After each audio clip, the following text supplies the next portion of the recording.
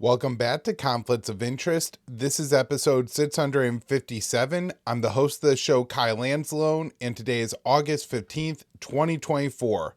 A lot of news to get through on today's show, but first need to mention the sponsor of the show, and that is the Expat Money Summit 2024, which is the world's largest offshore event taking place entirely online from October 7th through the 11th.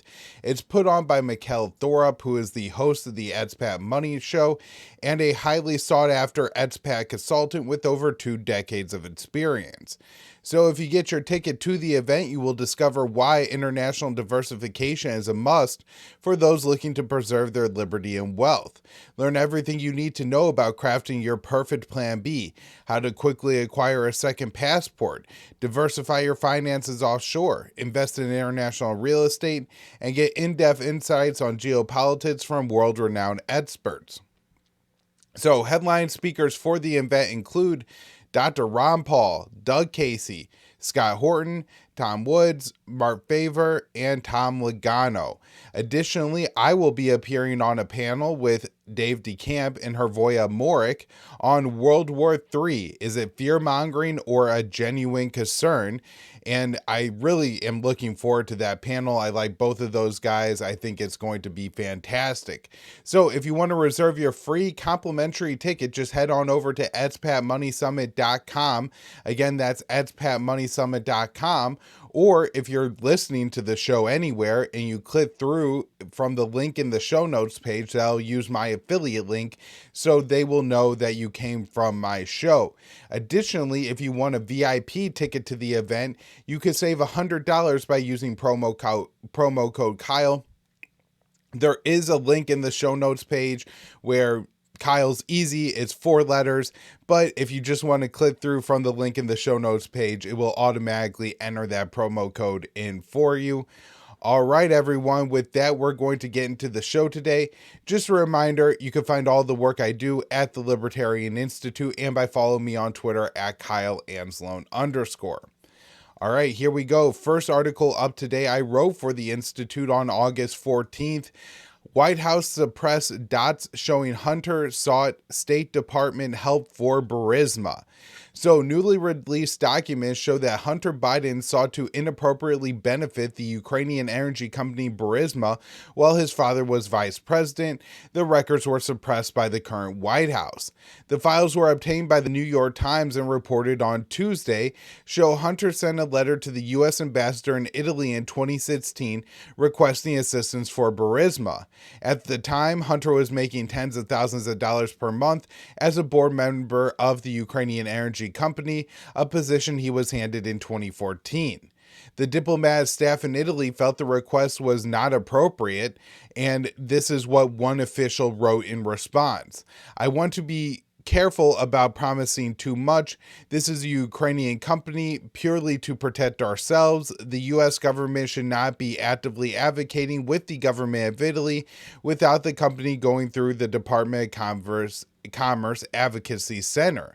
While the Times received records from the State Department, the outlet was not provided with the full text of the letter. The paper suggested the State Department may have more records related to Hunter Biden that it is withholding, also knowing the documents were obtained were only released after President Biden dropped his re-election bid. So Abe Lowell, a lawyer for Hunter, claimed nothing untoward took place, maintaining he merely asked various people to arrange a meeting with the governor of Italy's Tuscany region, where Burisma was pushing a geothermal project. The White House claims President Biden was not aware of Hunter's outreach to the embassy in Italy at the time, according to the Times. So as Joe Biden campaigned for the White House in 2020, questions arose about his son's ties to Burisma, a major gas firm founded by Ukrainian oligarch and ex-environmental minister. At the time, Hunter sat on the board and raked in between $50,000 and $83,000 each month, despite having no prior experience in the energy sector or in Ukraine more broadly. Then, vice president under Obama administration, the elder Biden, was directing U.S. policy in Ukraine when Hunter got the job. The country was in a state of instability and civil war following a U.S.-backed coup in 2014.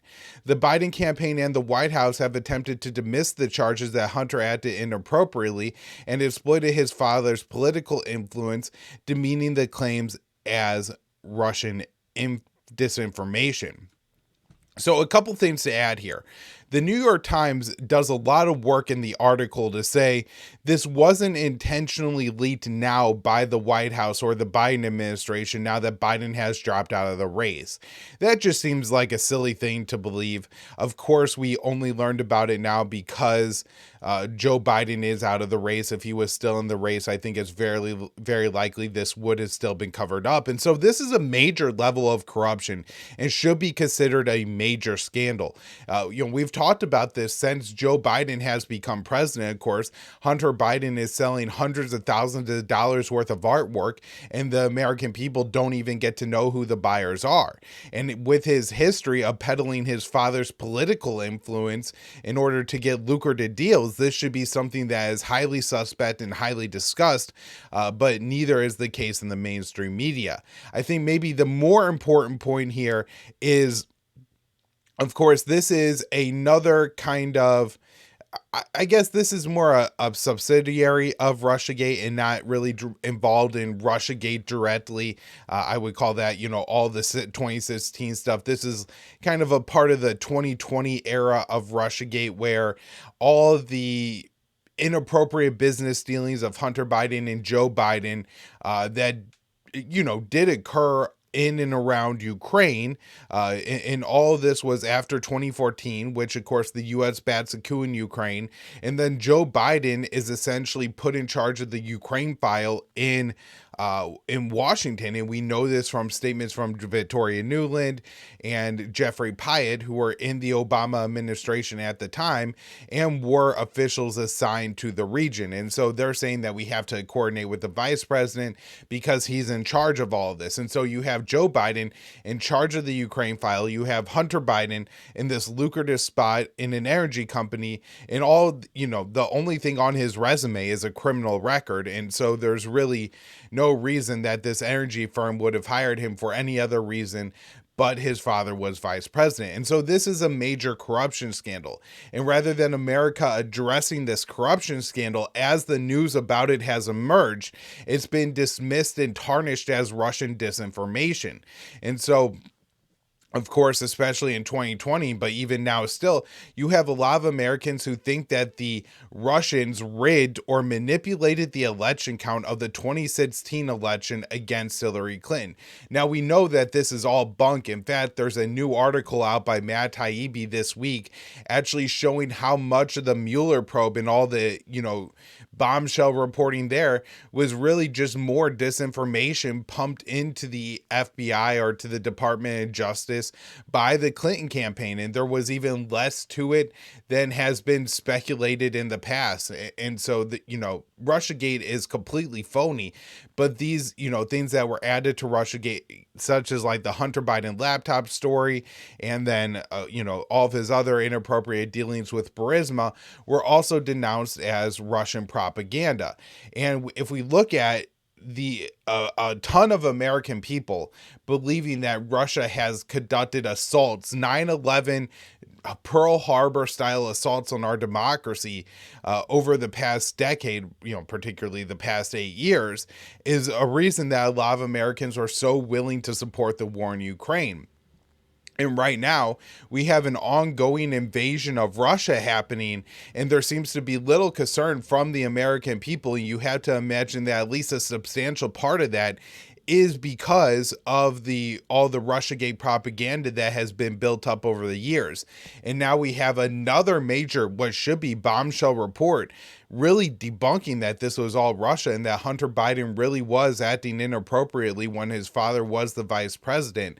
but this isn't a major story right now in the mainstream media. In fact, it's hard to find a lot of very important news getting any coverage in the mainstream media at this time. The fallout from the Trump assassination isn't getting a lot of coverage. The genocide in Gaza, the invasion of Russia that's ongoing, and domestic issues are getting some coverage, but generally speaking, the president, Joe Biden, and the vice president, Kamala Harris, aren't doing a whole lot of interviews with the media, pressers, or anything. And so we're not seeing a whole lot of what's going on behind the curtain. All right, let's talk about the situation in Kursk, real quick here. NATO countries think Ukraine won't be able to hold territory in Russia. So this Dave DeCamp, August 13th, antiwar.com.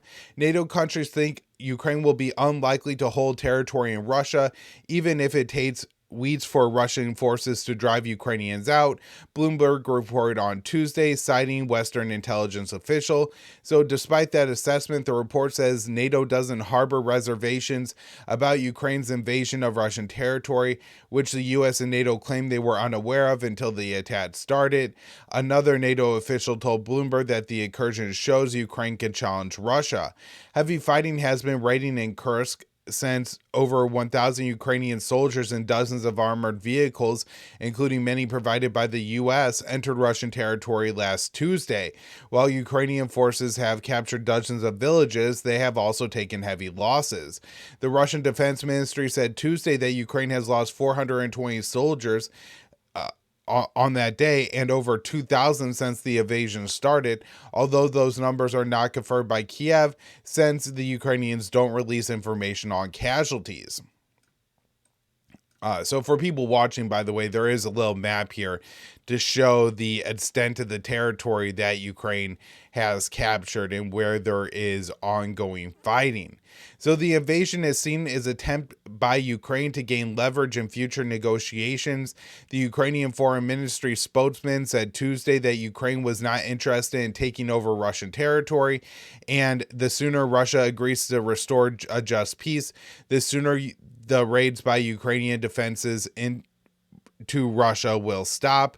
While the U.S. is unaware claims it was unaware of Ukraine's plans to invade Russia, it has also strongly embattled the invasion by allowing U.S. forces to use U.S. weapons. President Biden was asked about the offensive on Tuesday and said it was a real dilemma for Russian President Vladimir Putin. The U.S.-backed operation, which is the largest invasion of Russia since World War II, marks a significant escalation of the proxy war and risks major Russian response. Putin has said he views the incursion as the West using Ukrainians to attack Russia, and it's no surprise that he sees this situation in that manner. You have to imagine that this is going to lead to a very major escalation of the war. At this point, to me, it's pretty unclear of when Russia is going to be able to regain this territory. Initially, I thought that they would repel the attack fairly quickly, that they would have air superiority and be able to take out the Ukrainian soldiers within a matter of days. Now, obviously, that hasn't been the case because this has drug on for a week now, and it seems that Ukraine still has a fairly significant amount of Russian territory that they hold. However, as the NATO assessment says, which will give the rosiest assessment they can for the Ukrainians, eventually the Ukrainians will lose this territory.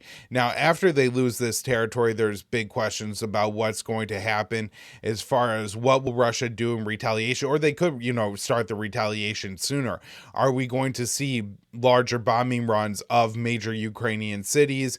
Are we going to see maybe more Western targets get hit in Russia? Of course, there's, dozens of American soldiers and scores of other Western soldiers that are in Ukraine, either passing intelligence, helping the Ukrainians out. I'm sure the Russians would be able to identify where some of them are. Would they consider attacking those soldiers? I mean, there's a lot of very concerning questions, and this could escalate very significantly. So Biden says the U.S. is in constant contact with Ukraine about the Kursk offensive. President Biden said on Tuesday that he was in constant contact with the Ukrainians about the invasion of Russia, signaling deep U.S. involvement in the invasion of Russia. Biden told reporters, "I've spoken with my staff on a regular basis, probably every 4 or 5 hours for the last 6 or 8 days." Biden told reporters, "And it's creating a real dilemma for Putin, and it's a direct constant contact with the Ukrainians," he added. Now, it's interesting what Biden says here. "I've spoken with my staff on a regular basis every 4 to 5 hours. So, well, first of all, you wonder if this is interrupting the president's nap schedule and if he's a little tired and cranky, what that could mean. But also, if he's just getting assessments from Jake Sullivan and Antony Blinken, Lloyd Austin, and General Brown, then you wonder if he's getting a true, accurate assessment of what's going on here and how significant these escalations are, or if these officials are maybe lying to the president. So back to the article here. Biden made the comments after arriving in Louisiana on Air Force One before boarding the plane in Washington, D.C. He was asked about Kursk and chose not to comment. He said, "I'd rather not comment on that publicly." The White House insisted that it was unaware of Ukraine's plans to launch a ground invasion into Kursk until it started, but the U.S. is strongly backing the invasion by allowing Ukrainian forces to use U.S. weapons. And I think this, really raises two very major questions. And I talk about this in my my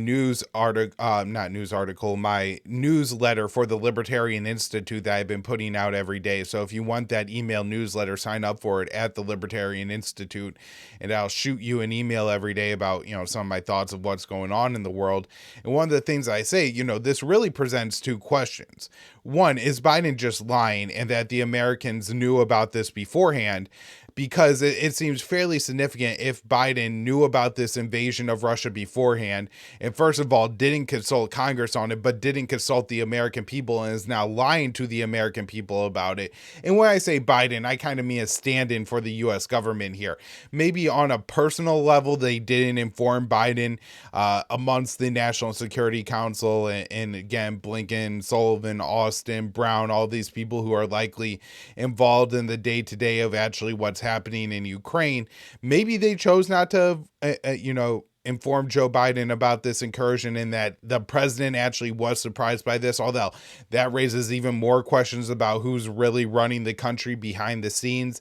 But I assume Biden and the White House were aware of the Ukrainian plans. If nothing else, they used American-made weapons in these plans, and so how could we possibly not know where the American weapons are moving? Additionally, the U.S. and other Western countries provide Ukraine with a lot, if not all, of their intelligence that they need to conduct their operations. And so that the Ukrainians knew they could catch the Russians with their pants down the way that they did with this invasion seems to have only been possible if the Ukrainians had some Western assistance. But if they didn't, this raises a lot of questions about, we've given the Ukrainians hundreds of billions of dollars in aid. How is it possible that they're able to take these major escalations without American awareness seemingly whatsoever? All right, now we're going to move on, talk about the situation in the Middle East.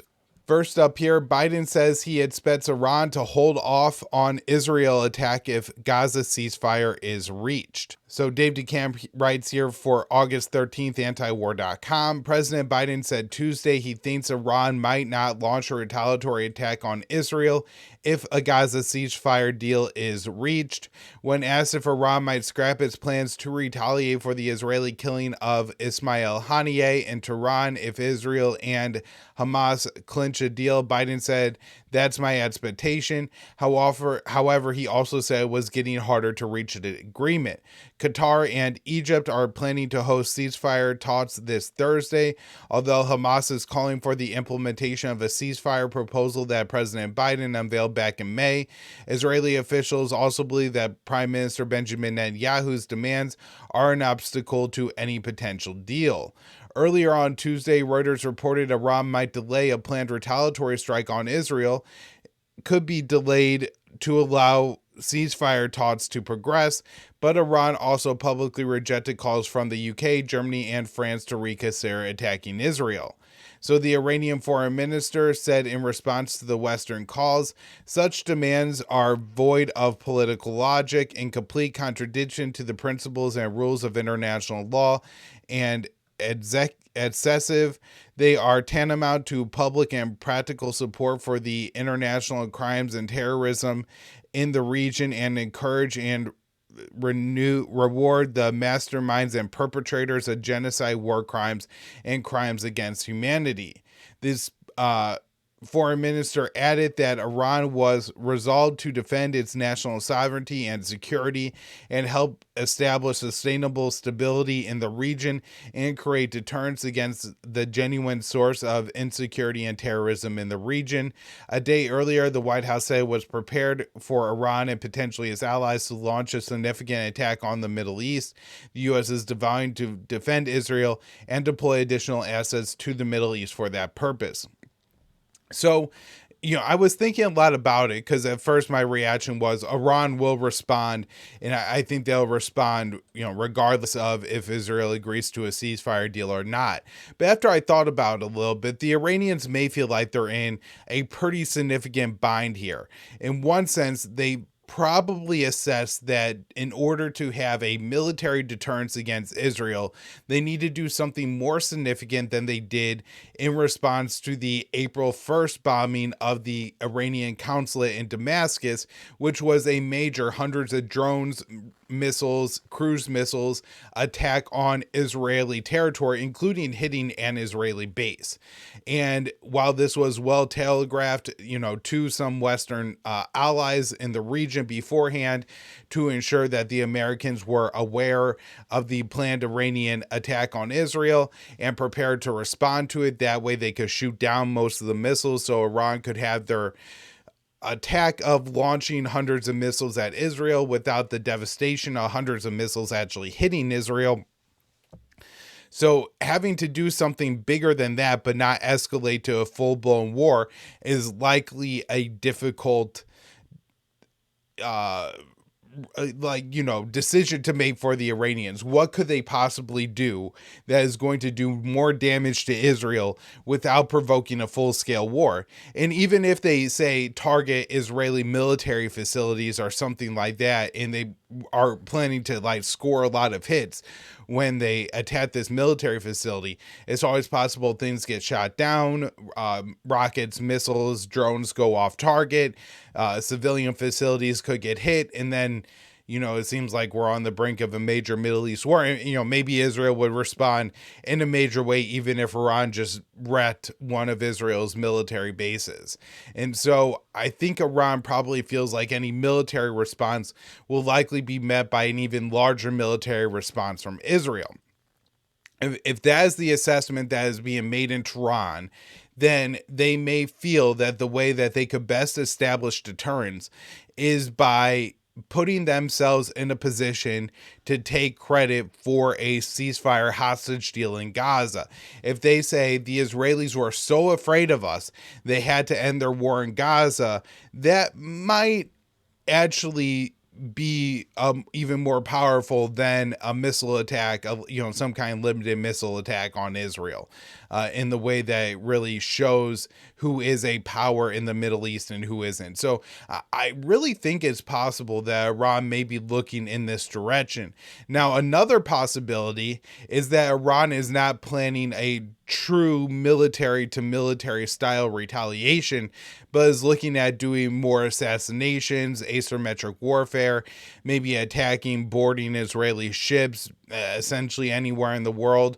I'm sure Iran is considering a lot and has a lot of options on the table, and it could be, a multi-pronged effect where in one sense they are trying to push the hostage and ceasefire deal, but they're also looking to carry out some assassinations or do some other stuff, behind the scenes. All right, next up here, this one from August 14th, antiwar.com. Hamas reaffirms that it wants a ceasefire deal that was presented by Biden. So on Wednesday, Hamas reiterated that it wants to implement a ceasefire proposal that was unveiled by President Biden in May instead of restarting hostage deal talks with Israel. So this is what Hamas said on Wednesday. The movement demands a clear commitment by the Israeli occupation to what it agreed upon on July 2nd, according to clarifications conveyed by the mediators. And if that happens, the movement is ready to enter into mechanisms for implementing the agreement. The statement also said Hamas would not participate in hostage deal talks that are set to be held in Doha on Thursday, since the Palestinian groups thinks Israel will use them as cover to continue the genocidal war in Gaza. However, an Arab official downplayed the Hamas comments about boycotting the talks, saying the group is willing to meet with mediators right after the talks. So the official said that since Israel and Hamas have refused to negotiate directly, Israeli and Hamas negotiators have never been in the same room at the same time. And an Arab official told the Times of Israel that even if Hamas does officially boycott the talks, the format will effectively be the same as previous rounds of negotiations. Officials from the U.S. and Egypt will also be involved in the talks. Arab mediators recently said the only way a deal will be reached is that the U.S. uses its significant leverage it has over Israel, which it hasn't done. The U.S. continues to provide unconditional military support for the slaughter in Gaza and is pledging to defend Israel as it prepares for a reprisal attack from Iran. After Biden unveiled the latest ceasefire proposal that Hamas says it wants, Israeli Prime Minister Benjamin Netanyahu worked to sabotage the chances of an agreement, and we'll get into that a little bit more now. Documents confirm Netanyahu sabotaged ceasefire talks with new demands.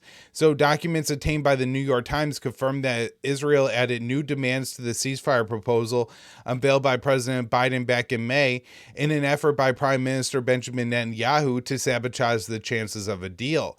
The Times report said that Israeli negotiators believe Netanyahu's added demands created more obstacles to a deal. This has also been acknowledged by Mossad director David Barnea and the Israeli who is in charge of the peace talks.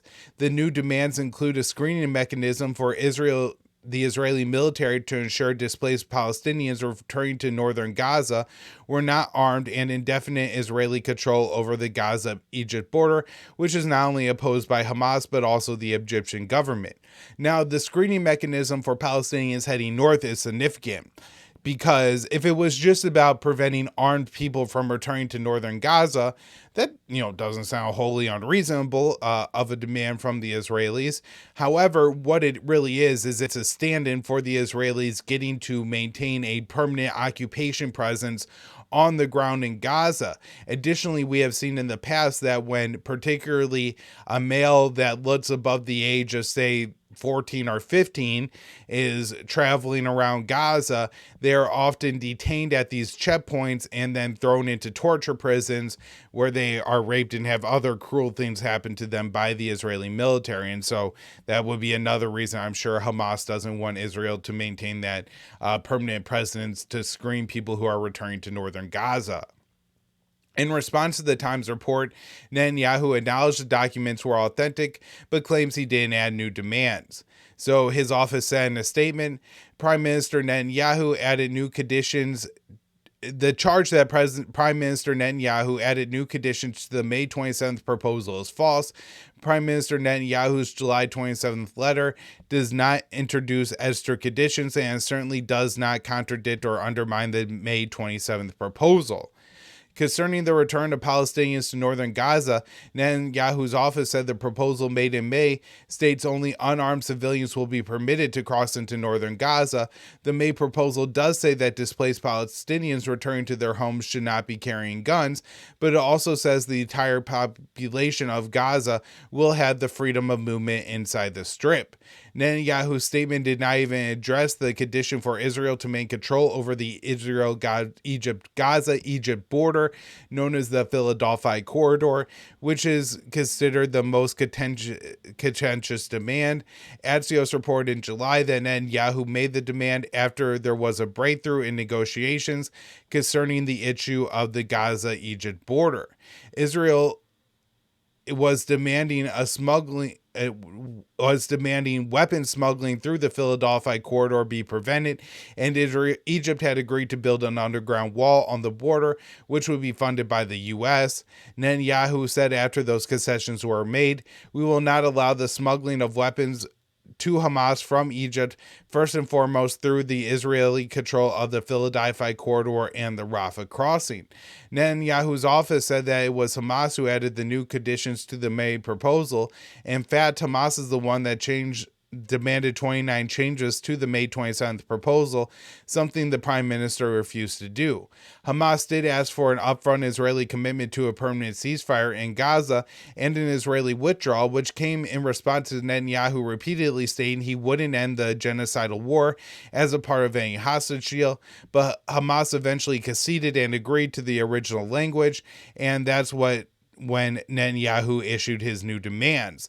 Hamas is now asking for mediators to implement the proposal unveiled by President Biden, but Israeli officials now believe Netanyahu's demands made the chances of a deal unlikely.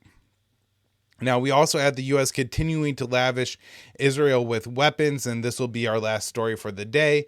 State Department approves over $20 billion in arms package for Ukraine. So on Tuesday, the State Department approved a series of potential weapon sales to Israel worth over $20 billion, including F-15 fighter jets and tank munitions. The approval comes as Israeli airstrikes continue to slaughter civilians in Gaza, including newborn twins who were killed hours before the State Department announced the new support for Israel. In total, the U.S. announced 5 new arms deals for Israel. The biggest is for 50 F-15 fighter jets and related equipment worth $18.8 billion. Israel will also receive $102.5 million in advanced air-to-air missiles, about 33,000 120 millimeter tank cartridges worth $774 million, and 50,000 high explosives 120 millimeter mortar rounds worth $61.1 million, and $583.1 million worth of medium tactical vehicles. It is unclear how much of the massive weapon sale will be funded by the U.S. military aid. The announcement came a few days after the State Department said it was releasing $3.5 million in military assistance for Israel in the form of foreign military financing, a program that gives foreign governments money to buy U.S. weapons. Although Israel is allowed to buy some domestically made weapons with some of the FMF funds, although I'm not sure if they could do that with this particular $3.5 billion. I know they can with the annual $3.5 billion they get, but this is a part of the supplemental foreign military spending bill, that $95 billion bill that was signed in the spring by Biden, that included between 17 and 14 billion for Israel.